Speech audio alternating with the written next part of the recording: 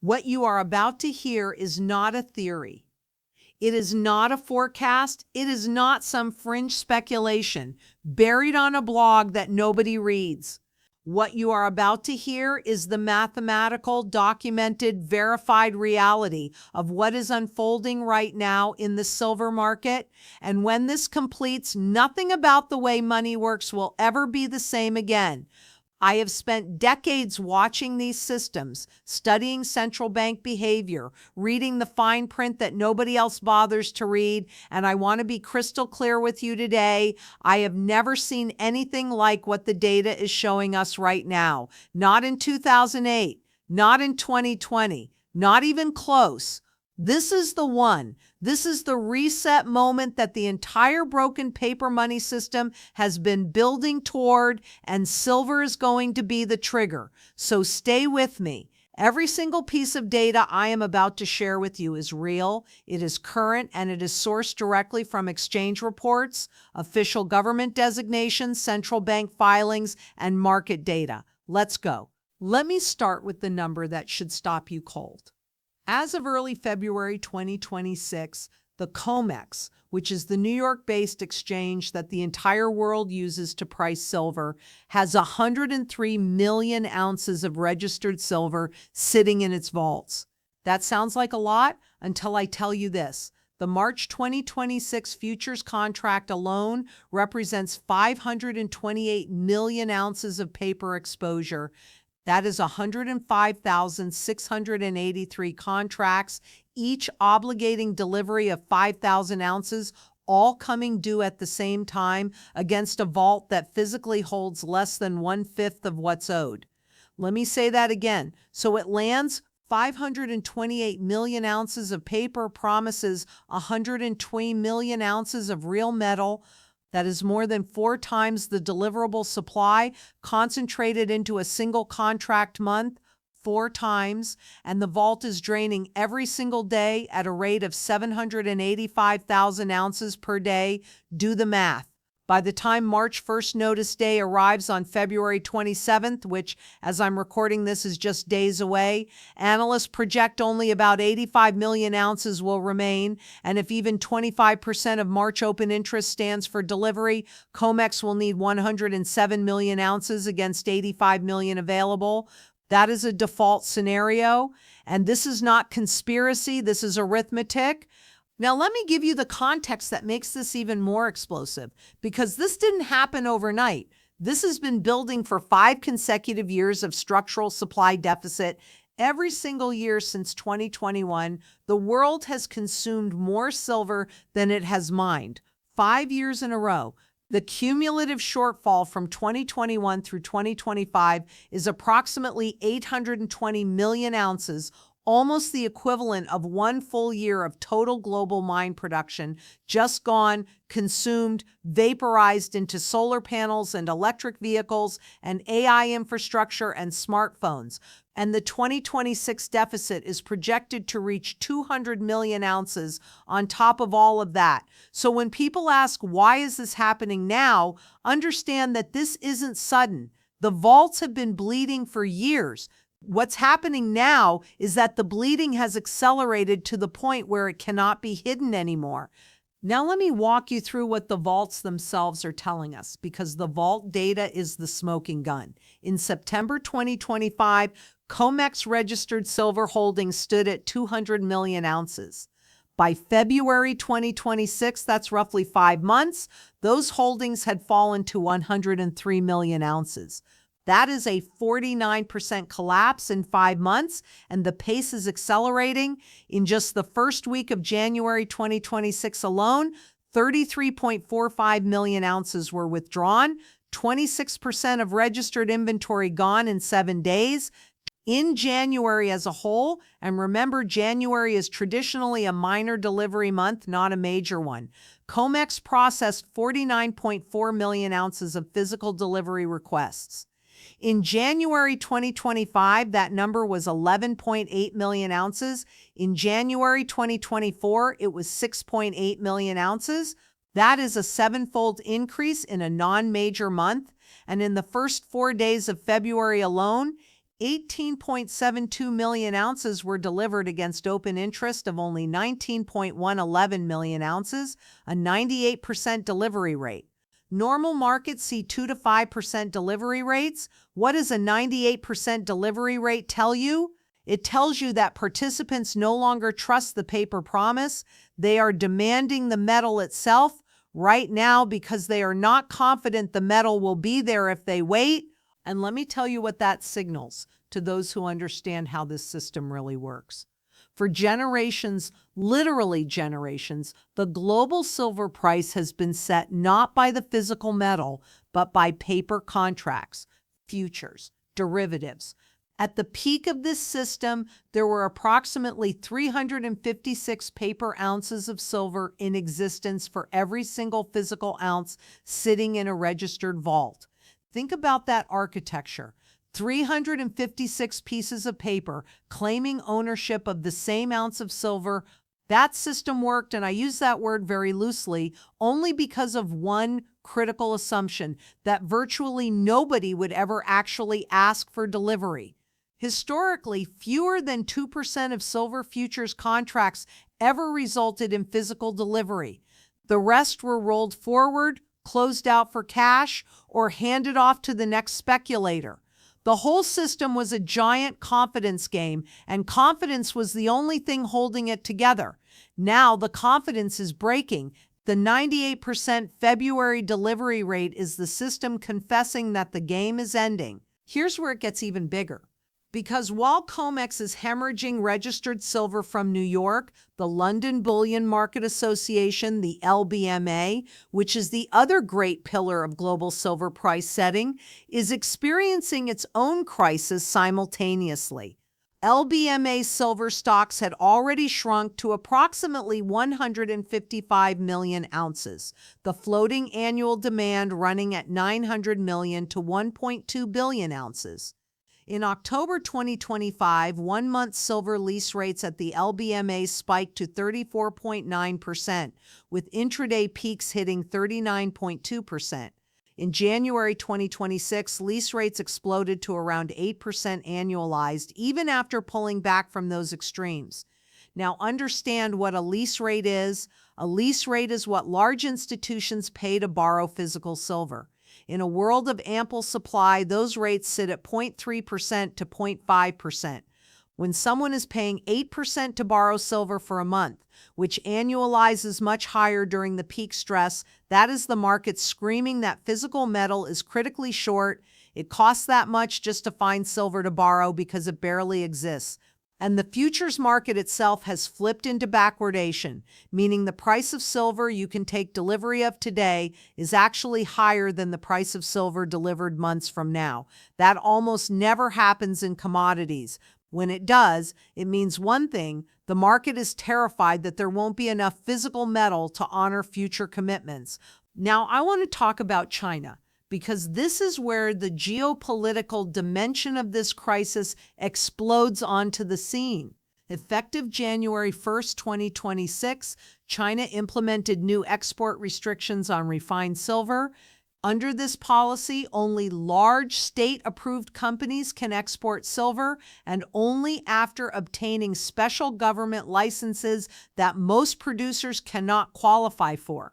This effectively blocked hundreds of smaller and mid-sized silver exporters who have been critical supply lifelines for global industrial users for years. And why would China do this? Because China has designated silver a strategic material. They are holding it. They are not sending it to fill Western exchange vaults.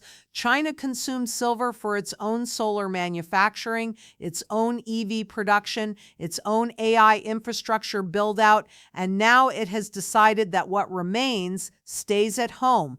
The Shanghai silver benchmark is currently trading at $10 above Western spot prices. That $10 premium has persisted despite the arbitrage pressure that should, in theory, close it.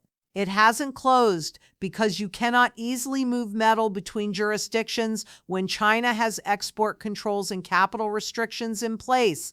The global silver market has fractured into three separate islands: Asia, North America, and Europe, each competing desperately for whatever physical metal it can control. Let me give you the demand picture, because it is relentless and it is structural, meaning it cannot be turned off.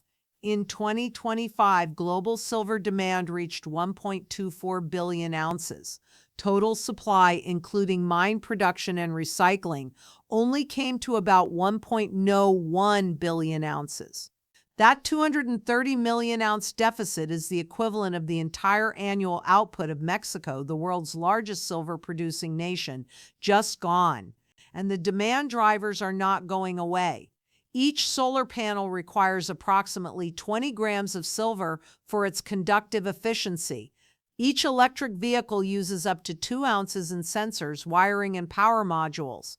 AI data centers and semiconductor fabrication require silver's unmatched conductivity. The rise of AI has pushed industrial silver demand past 700 million ounces for the first time in history, and it is still climbing. In solid-state batteries, the next generation of EV power, Samsung's new silver carbon composite anode technology could require approximately 1 kilogram of silver per 100 kilowatt-hour battery pack. If solid-state batteries achieve just 20% EV market penetration by 2030, analysts estimate that automotive silver demand alone would exceed the entire current annual industrial consumption. That is a potential order of magnitude demand transformation arriving on top of an already depleted market. And supply cannot respond. Here is one of the most critical structural realities that almost nobody talks about. 75 to 80% of all silver production in the world is a byproduct of mining other metals, copper, zinc, and lead primarily.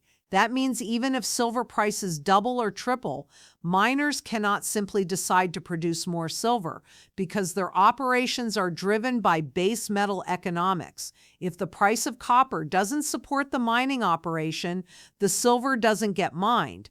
Primary silver mines operations specifically targeting silver account for only 25 to 28% of global output, and new mining projects take 8 to 12 years from discovery to production.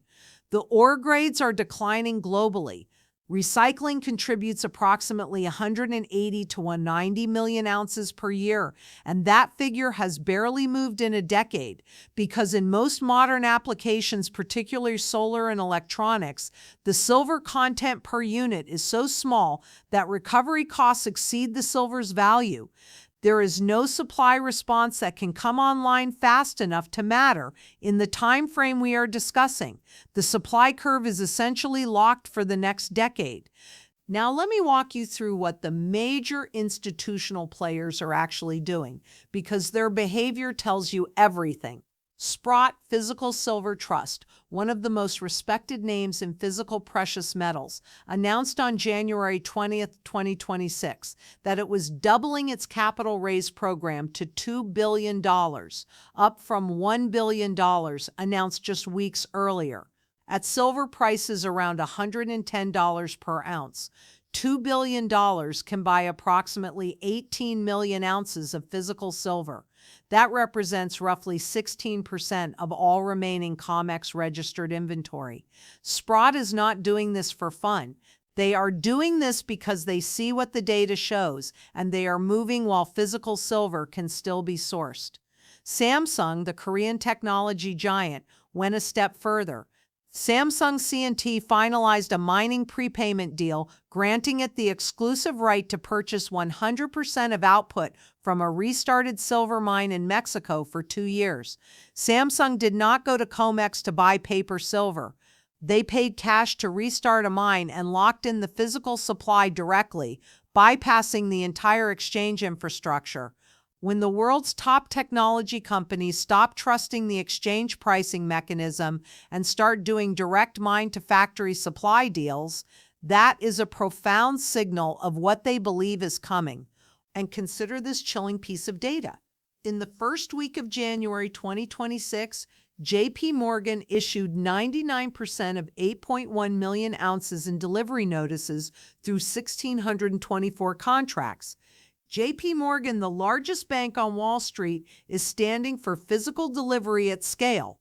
The same institution that for years managed enormous short positions in the silver market is now taking delivery of the physical metal. They are getting out of the paper and into the real. And simultaneously, in India, 44 trading firms in Rajkot declared insolvency after being caught on the wrong side of short positions. 44 firms gone because the physical price ran away from where their paper bets said it would be. This is what happens when the paper and physical markets disconnect. People who made promises about metal they didn't have get destroyed. Now let me address the price action directly, because I know you've been watching the volatility and wondering what it means. Silver hit a record high of $54.48 in October 2025. By December, it had breached $61, representing a 90% year-over-year gain. It then powered through $80 and broke $100 for the first time in history in early 2026. It surged toward $121 in late January before suffering one of the most violent single-day collapses in commodity history, a 31 to 36% plunge in a single session. And here is what I need you to understand about that crash. It was not driven by large-scale physical selling. It was driven by the CME raising margin requirements by 60%, which forced leveraged paper traders to liquidate en masse. Sometimes as few as 2,000 contracts sold in a thin liquidity window can cause a violent 15 to 17% swing. Not because the fundamental supply picture changed, but because the paper market has almost no liquidity in the physical sense. The bid-ask spread on silver ETFs that normally runs 2 to 3 cents can widen to 10 to 20 cents during stress. The crash did not change the inventory math. The crash did not fill the vaults. And critically following the crash, the iShares Silver Trust SLV recorded over 1,023 tons of inflows in a single day, the third largest single-day inflow in that ETF's history. The dip was bought aggressively. The fundamental buyers did not flinch. Now I want you to understand the broader systemic risk, because this is not just about silver as a commodity. This is about the architecture of the entire global credit system. The LBMA in 2021 was found to have overstated its silver holdings by approximately 3,300 tons. They called it a calculation error. But that revelation left a permanent scar on market confidence, and now we are watching both COMEX and the LBMA simultaneously drain toward the point of mechanical failure. When COMEX cannot deliver physical silver against its registered contracts, it will face a choice: find metal from somewhere, from eligible inventory, from emergency transfers from other jurisdictions, or settle in cash. If COMEX begins force majeure cash settlements instead of delivering physical metal, it will be publicly admitting what the data already proves, that the paper price it quotes is not the price of silver at all. It is the price of a financial product that may or may not be backed by any metal. And at that moment, the entire price discovery mechanism for one of the most critical industrial materials on the planet will fracture. The Shanghai premium will no longer be an anomaly. It will be the new global benchmark. Emerging market central banks, which are already accumulating silver as a monetary and strategic reserve asset, will step into the vacuum. The United States itself added silver to its critical minerals list and launched a program to stockpile critical minerals. You do not take those steps when supply is abundant. And that brings me to the monetary dimension of this crisis, because it is the one that most analysts completely miss. We are living through the terminal phase of a debt system that has never been more stretched.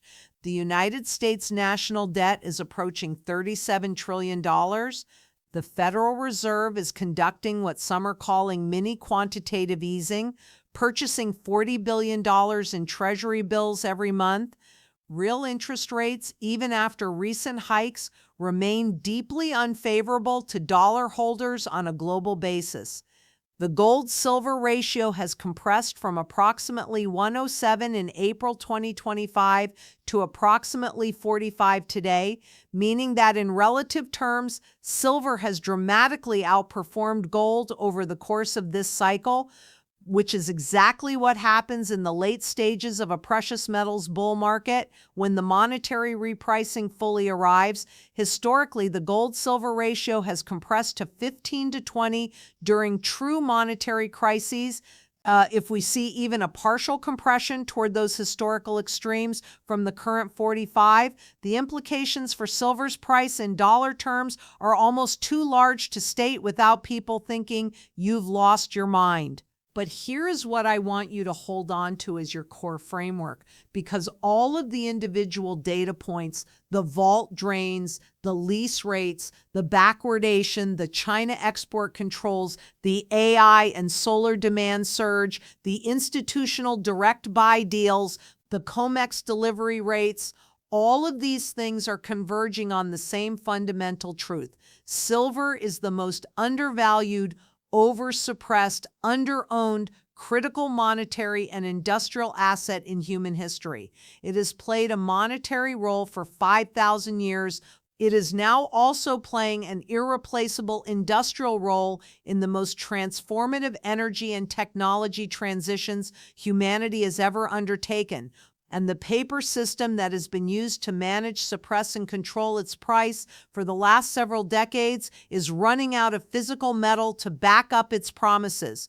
For 356 paper ounces to every one physical ounce, that was the architecture. Tad reality is reasserting itself, one delivery notice at a time. So what do you do with all of this?